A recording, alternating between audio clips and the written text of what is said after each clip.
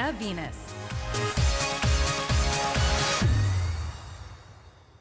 Representing CannaVinus, National Sales Manager, Philip Reese. I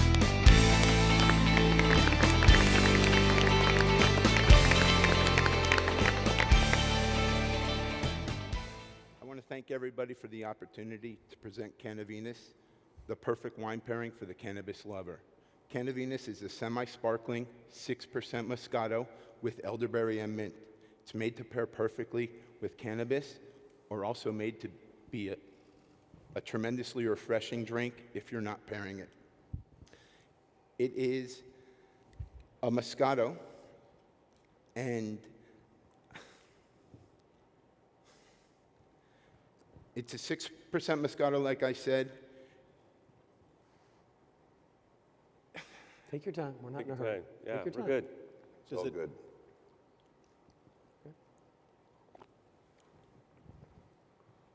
Does it have any marijuana in it? Yeah. It does not. Thank you. Thank you very much. You're welcome. It does not have any marijuana in it. It doesn't have any THC or CBD. It's the gateway wine for the cannabis lover.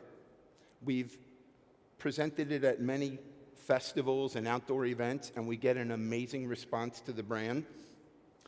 It doesn't have the marijuana in it because we don't want to conflict with anything that marijuana user might be pairing it with.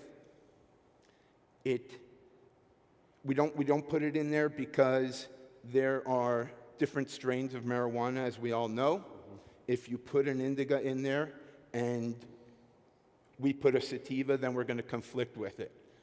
The industry has a lot of brands that have infusions in them, and if we were to infuse it, we would take that brand and we would make it a much more expensive brand because of the costliness of the items that you would infuse into the brand. We provide the wine, they provide the pairing. It makes us able to be sold in all 50 states currently, and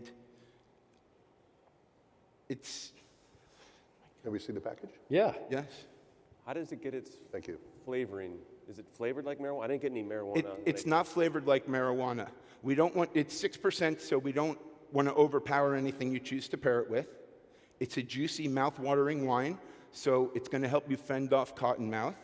And then it's got the mint on the finish, which helps cleanse your palate and refresh your breath. So this is for people smoking. It's not for it's not a pairing food edible thing. It's for people who are smoking to Cool the throat. yeah. Great question. It's for everybody. We know that cannabis is here to stay and it's only going to grow. So we want to grab some of that market because everybody's trying to grab onto that market. Yep. But it's perfectly delicious on its own. You don't have to be pairing it. But why this profile? Why this flavor profile versus any other sweeter wine or light wine? Why is this the perfect match? If you were to go into any dispensary, the typical edible is sweet. Brownies, cookies, gummy bears. You don't have a Dorito or a pizza edible. I mean, you're getting those edibles from Doughboy, you know, Papa John's and all these other Domino's and all that. But the edibles that are available in the dispensaries are all sweet. We wanted to go for that sweet profile. We did a lot of focus groups until we lost focus. You know, it was unbelievable. The response that we get with this product when we sample it, and we've done tens of thousands of samplings, and I've said this tens of thousands of times, and I'm very embarrassed, so I appreciate you guys asking the questions to kind of snap me out of it. But the taste profile is geared so that we could pair with that cannabis, not overpower it, and we want them to be able to enjoy their cannabis without us muting out that effect. Philip, I'm not going to question what your research lab looks like, but I kind of like the package. I think it separates itself from wine, or other wines on the shelf. This would attract a cannabis consumer, I think. You may want to change your nutritional facts on the back because you've got it as 3.5 ounce. I'm sorry, an 8-ounce serving that puts it at 150 calories. You may want to reduce that to maybe a 5-ounce Okay. serving something like More like a that, single serve. where you can get below 100 calories. I think Okay. there's consumers that are going to be concerned about the calorie Right. level. So you may want to change that. But the design of the flavor, was it, you said it combats cottonmouth. Does it cut through some of the after flavors that someone might have in their mouth if they're a smoker? Yeah, definitely. The mint on the finish helps with that. It helps cleanse your palate, refresh your breath, and get you ready for that next pairing. Steve, That's that's a good choice of words. that's impressive. You knew exactly Well, I grew up in the profiles 70s. that you were but desiring. Still some memory of that, yeah. Good job. You could have used The some of other this back part in the on day, your huh? label is important. You're saying you're donating to the cannabis medical research. So again, I think this next generation wants to be involved with brands that are making a difference. I think that's an important fact to highlight. Yeah, we felt it was real important with cannabis moving across the country so rapidly. All those infused brands, they're limited in their scope of distribution and their scope of volume and everything because of the legalization and where we are in each state. And we think, you know, this is a brand for the world, not just the U.S. Everybody across the world is starting to bring in cannabis-related items, and we think that this is a winner. Philip, speaking from the wine side, I'm really excited to see that someone's trying to introduce wine into a cannabis consumer's repertoire because, you know, we're a little bit concerned that it might be distracting enough that they leave wine completely, where this brings them back, and I like that. Well, we all know that cannabis has always been considered the gateway, and that's why we like to consider this the gateway wine for the cannabis lover. Is your vision to expand the connection, saying, all right, this is the best for this strain, and then come up with another wine that might pair better with a different strain, or is this just the one? We think this pairs with all cannabis. So that's why we didn't put any in. We didn't put an indica in because we'd conflict with the sativa and vice versa. All of the brands that are out there, when you start putting in cannabis and you start putting in CBD and all these oils, oil and water don't mix. Yep. So what you're extracting from cannabis is an oil, and then all of a sudden you're starting to worry about how is that going to stay in mixture. So I've seen some brands that actually have to shake up their bottle or their packaging to get it in solution, and with ours, you don't have a problem. I don't necessarily think that if you're smoking cannabis, that you need to have cannabis on top of cannabis on top of cannabis. All the cannabis users, they're out there drinking and they're eating. So they're eating something. They're eating Pizza Hut and Domino's and all that. They're drinking something as well, and we'd love for them to be choosing CannaVinus. I think it's a really interesting idea. The one recommendation would be to find a better way to communicate why the pairing works so well. You do it great, but the packaging, I think you need a little more on it that says this is why this pairs so well with cannabis. Yes, Well- I agree with that. That's good feedback.